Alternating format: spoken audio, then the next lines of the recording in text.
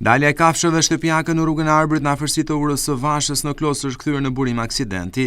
Lope Gomer pushtuan aksin mesditë në kësaj të enjte duke u bërë rrezik serioz për automjetet që qarkullonin në drejtim të Dibrës dhe Tiranës. Prania e tyre në rrugë, ku shpejtësia maksimale është mbi 80 km/h, përbën rrezik të madh për të gjithë përdorësit e rrugës.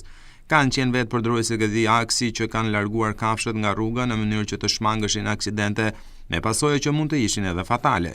Gjatë stinës së pranverës dhe të verës, shpesh ky aks rrugor ka prani të kafshëve shtëpiake, që pronarët e lëshojnë në kullot, por në mungesë të rrjetave kufizuese, ato futen në rrugën e Arbërit.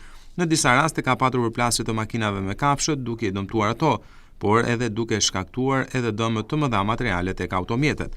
Duke qenë se kjo është një rrugë interurbane, policia e Dibrës u bën apel banorëve që jetojnë përgjatë saj të mos lejojnë daljen e kafshëve shtëpiake në rrugën e Arbërit, pasi do të jenë përgjegjës nëse ndodh që ato të përplasen nga automjetet që qarkullojnë në të.